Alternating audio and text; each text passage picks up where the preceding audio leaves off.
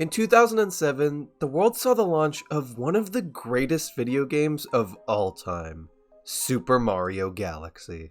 Not only was this game incredibly well designed and fun, it was easily one of the most immersive and atmospheric games Nintendo had ever made. This was a game that would leave a mark on you after you finished it. It was an experience you would remember for years to come. It was a masterpiece. But after Galaxy's release, Nintendo wasn't done with the beautifully mysterious cosmic world they had created just yet. And in 2010, the world would see the launch of another Super Mario Galaxy game. The very appropriately titled Super Mario Galaxy 2. This game is an interesting one. It's no doubt an incredibly fun experience, but is it truly a good sequel? I mean, does it actually live up to the awe-inspiring beauty and wonder present in the first game? Well, let's find out. My name is Mariomikester, and welcome to a Super Mario Galaxy 2 retrospective. In this video, I'm going to try and answer one simple question. Is Super Mario Galaxy 2 a bad sequel?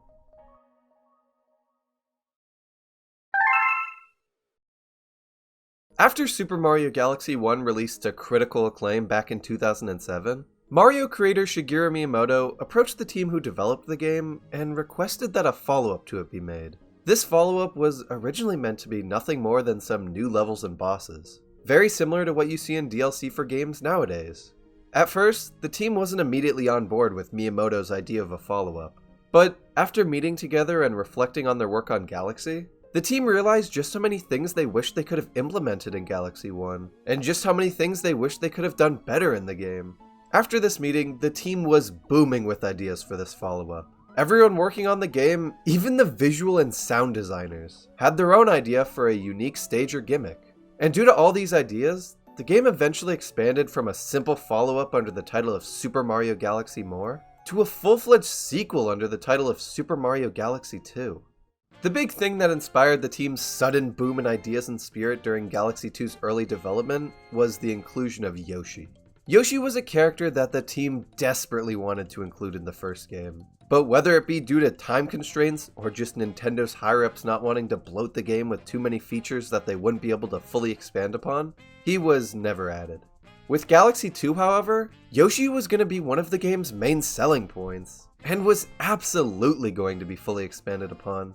Yoshi's inclusion in the game opened up the possibility to so many new gameplay and level ideas, and was instrumental in keeping the team's morale alive during the early stages of development.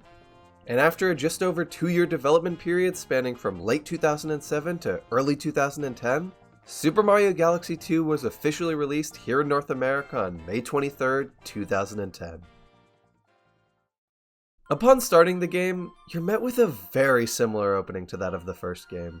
Peach has invited Mario over to the castle to eat cake and watch the Star Festival, a festival that only occurs once every 100 years. The big difference with Galaxy 2's opening, however, is just how much more simple it is. In Galaxy 1, you had this beautiful storybook-style explanation of what the Star Festival was, a fully voice-acted letter from Peach, a 3D environment to explore that was just gorgeous by Wii standards, and of course, the amazing cutscenes. Here though, all those amazing things that made the original's opening so great are extremely dumbed down here and kinda make the entire thing feel uninspired in ways. I mean, the whole sequence is almost entirely in 2D, plot points that were well executed in Galaxy 1 like Mario's introduction to his companion Luma, and Bowser kidnapping Peach now feel forced. The atmosphere is much less immersive, and generally, everything is just a lot more bare bones. Now, despite all these issues, I do think this opening can partially be excused.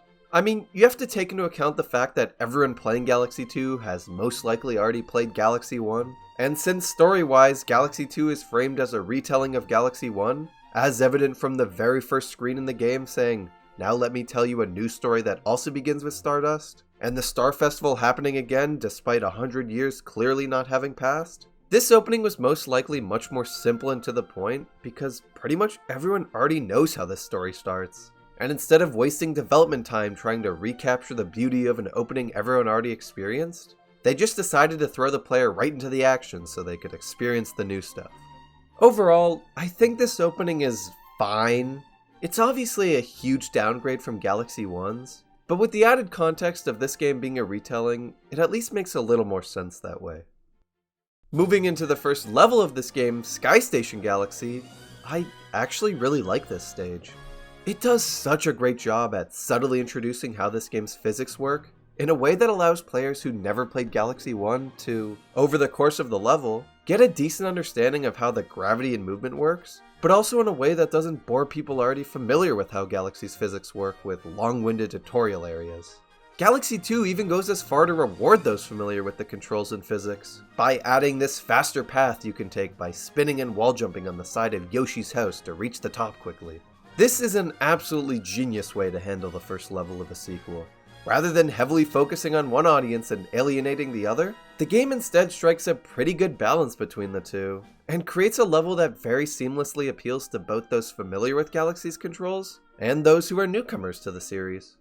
There are so many little things in this level that you don't really think about, like this miniature planet section here, that are actually there to help newcomers understand how concepts like gravity work. It's incredibly clever. And speaking of clever design choices, let's talk about this game's hub world, Starship Mario.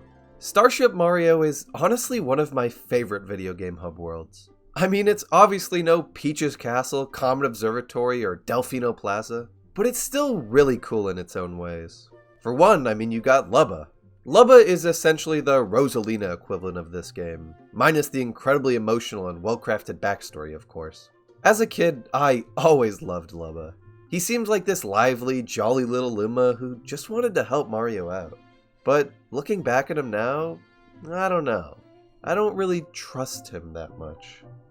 But we'll talk about him a little more later.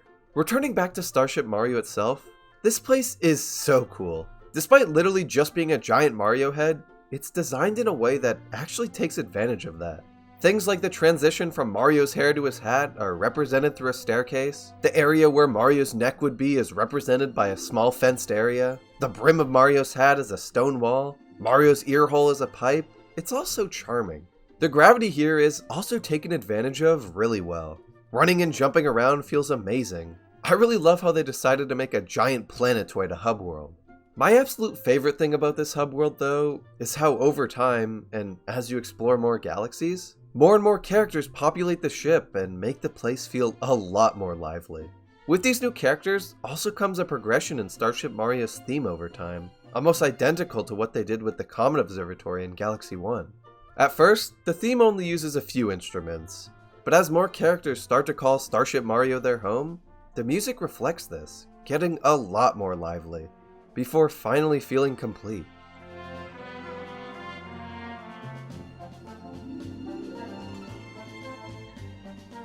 Details like this are what make the Galaxy games so special to me. This is something you wouldn't notice at all really in gameplay, but when you do, it makes you appreciate the games a lot more. Overall, Starship Mario, while definitely not as cool and memorable as the Comet Observatory, is still an excellent hub world. Walking around this place is a ton of fun, and I will always enjoy talking with the various NPCs scattered about. But hey, while we're in Starship Mario, how about we check out something new in Galaxy 2? The world map. I honestly don't really like this. The world map makes the progression feel a lot more linear, and the map itself is pretty soulless. Just compare the world map here to the domes in Galaxy 1. The domes not only made the progression feel natural and made unlocking things tons of fun, they were also very aesthetically pleasing. Places like the fountain, the bedroom, and the garden made the Comet Observatory feel like a home. And choosing a level from the solar system-esque map just made the entire experience a lot more immersive. Whereas navigating Galaxy 2's world map just feels like navigating a new Super Mario Bros. World map, except minus the cool background environments. But Galaxy 2's world map isn't all bad. For one, I really like the custom music each world has. It's a genuine step up from Galaxy 1's domes that just use the same music throughout all of them. Another thing I really like about Galaxy 2's world map is how, depending on what world you're in, the sky surrounding Starship Mario will change to reflect that. Just take a look.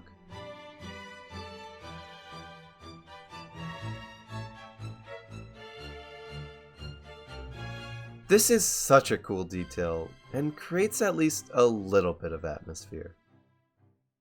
But moving away from the world map and Starship Mario, we have without a doubt one of the most important aspects to look at when judging if this game is a good sequel or not. The gameplay in galaxies.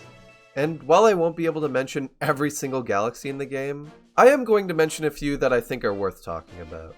Starting off with Hightail Falls Galaxy. This galaxy makes use of Yoshi, and while not his first appearance in the game, that would be in Yoshi Star Galaxy, this has to be one of my favorite uses of him in the entire game.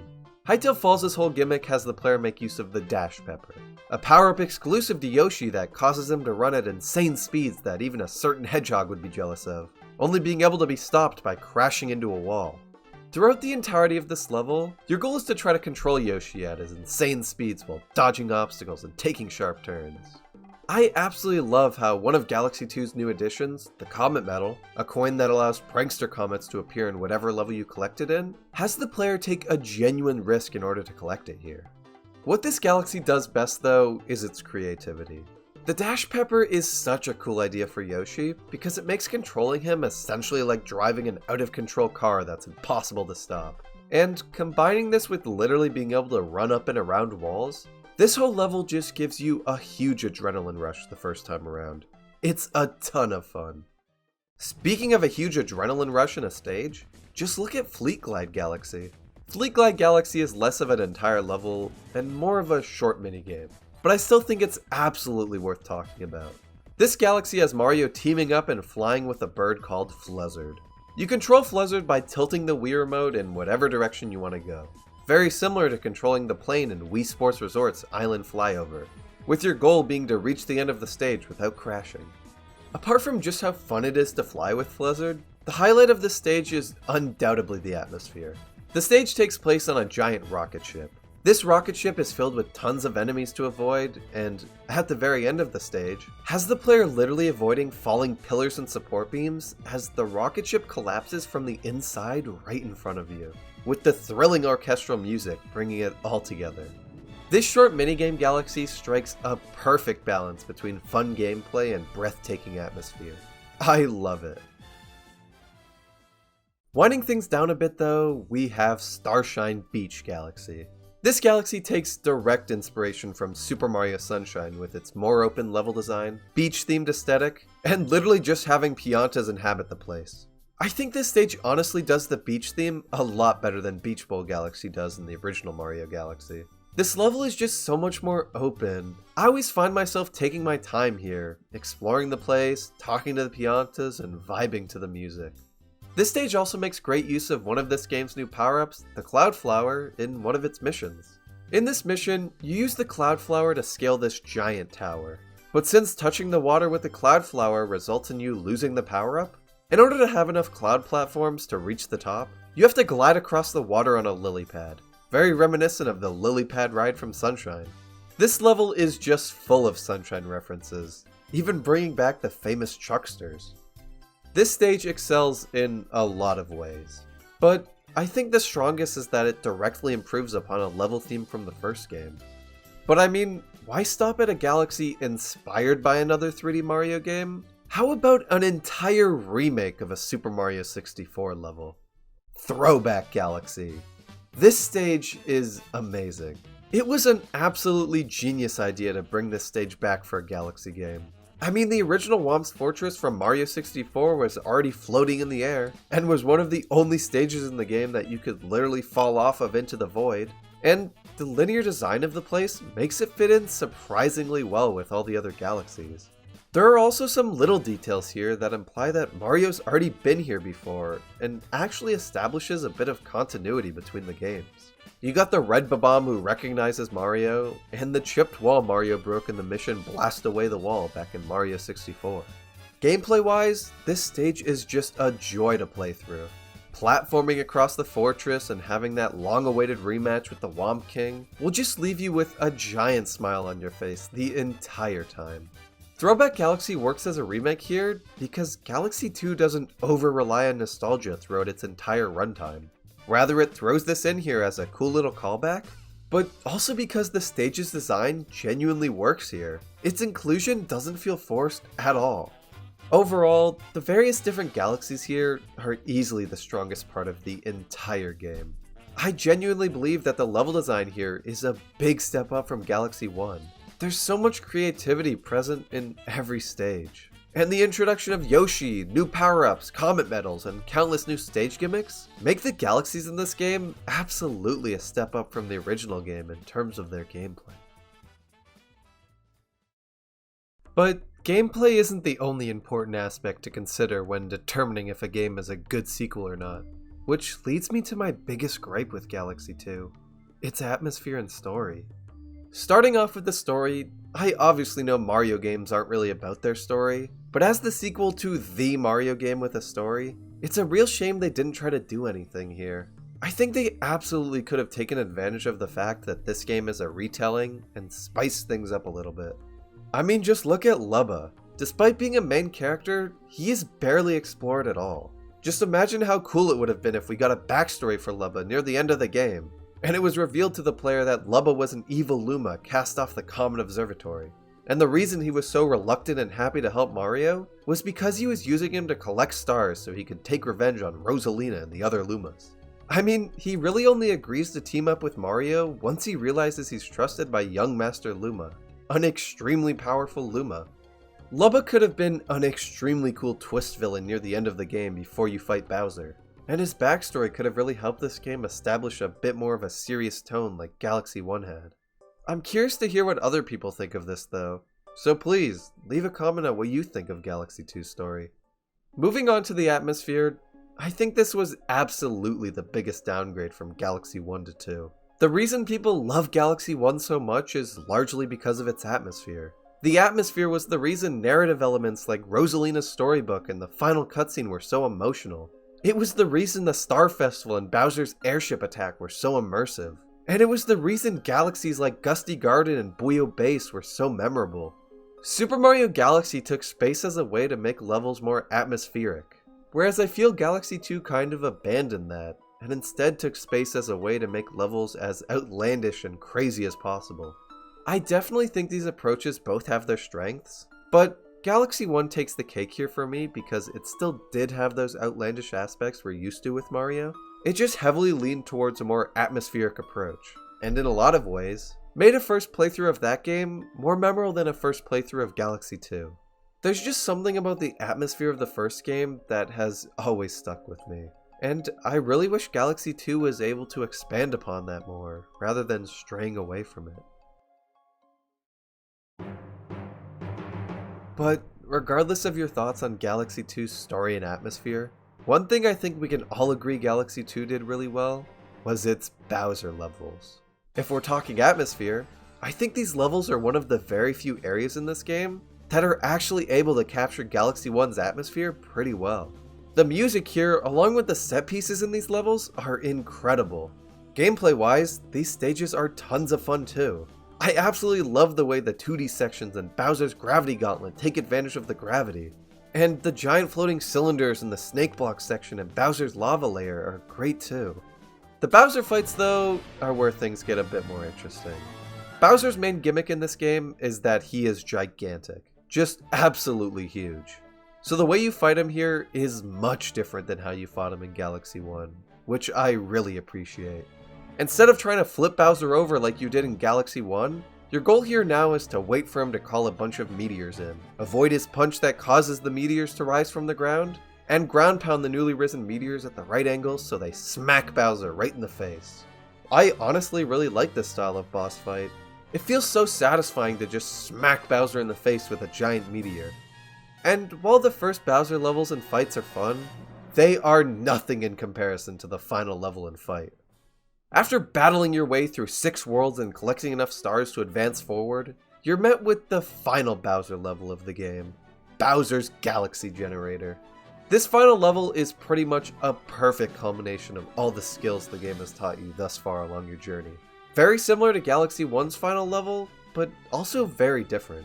This level makes use of power-ups you found along your journey like the Spindrill and Cloudflower, concepts you learned like how to platform in 2D around these cylindrical planets, and even has you using Yoshi for a majority of it, making use of his Dash Pepper and Blimp Fruit abilities at one point. I really like this final stage. And while I don't know which one I like more, I absolutely think this stage lives up to Galaxy 1's final level. It has everything a final level needs in a Mario Galaxy game. It's suspenseful, action-packed, and fun. But after making your way through the final section of the stage and saying goodbye to Yoshi, you're met with the big man himself, Bowser. I really like this final fight. Bowser still does all the same stuff he did in the previous fight, but now his falling meteors try to predict where you'll be when they land, rather than just hovering above you. His flames are much harder to avoid, his punches and meteors send shockwaves across the planet, and overall, Bowser is just much more threatening. But after 4 hits to the face, Bowser is defeated, the Grand Star is free from his clutches, and before being able to say anything to Mario, Bowser plummets into the abyss, being sucked into some purple vortex. And with that, Mario can finally collect the final Grand Star, bringing an end.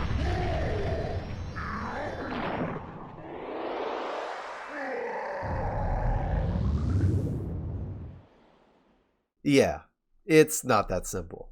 After seemingly being defeated, Bowser returns and harnesses the power of the Grand Star yet again in a last-ditch effort to defeat Mario.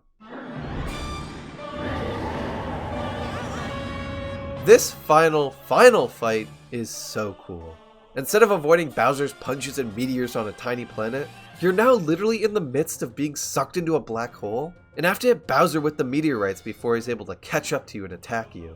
The music and atmosphere here is perfect. It sucks that this is one of only a few cases where the game is like this, but hey, I'll take what I can get.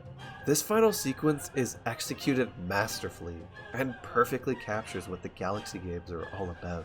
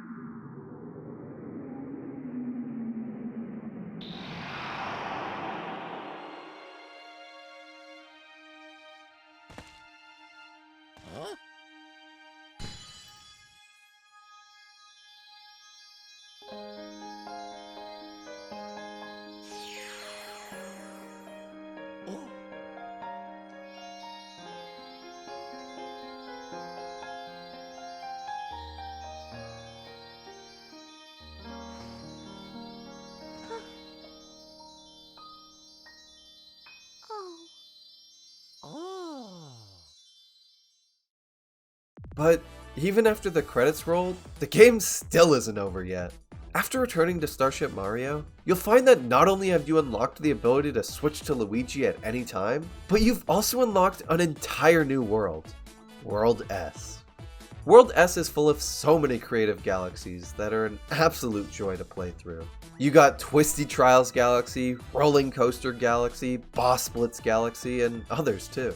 World S is a really cool post-game edition, but the game doesn't just stop here. After collecting all 120 stars and defeating Bowser once again, you unlock the real post-game content of Galaxy 2, the Green Stars. Once you unlock them, Green Stars get spread about every single galaxy in the game. And when I say every galaxy, I mean every galaxy. The one-off Hungry Luma galaxies, the Bowser galaxies, and even the Fluzzard galaxies have their own fair share of Green Stars to collect. I think the Green Stars are an absolutely genius way to handle the post-game, and honestly are much better than the New Game Plus you get with Luigi and Mario Galaxy 1. Green Stars incentivize you to look at levels in an entirely different way. So many areas in the game, like the top of this giant ramp in Hightail Falls, that at first seemingly had no reason to exist, now hold a Green Star to collect. I've had a ton of fun searching through levels trying to find Green Stars, and just being surprised at how well some of them are hidden. And even if you may find collecting them all a little annoying, the reward for finding all 120 of them is absolutely worth it. You unlock the true final level of the game, Grandmaster Galaxy. The first star of this level seems innocent enough. It's a decently challenging level, but has a bunch of checkpoints spread all throughout it, and make beating it pretty manageable. The Prankster Comet Star of this stage, though, is one of the most infamous missions in Mario history. A mission that many regard as the hardest Mario level of all time. The Perfect Run. The Perfect Run not only makes sections of the first mission harder, it also removes every single checkpoint, and most notably, requires you to beat the entirety of the stage without getting hit once. I am not joking when I tell you it took me like 5 hours to beat this stage for the first time. It is easily one of the most equally fun and frustrating Mario levels of all time, and in my opinion, is the hardest Mario stage ever, even harder than Champion's Road. Beating this level is one of the most satisfying feelings in any Mario game.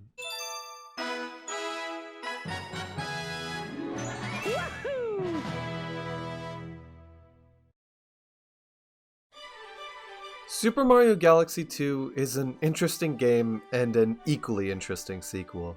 There's so many things to love about it, like its fun boss fights, engaging level design, and quirky characters, but also some things to dislike about it, like its lackluster story and atmosphere when compared to its predecessor.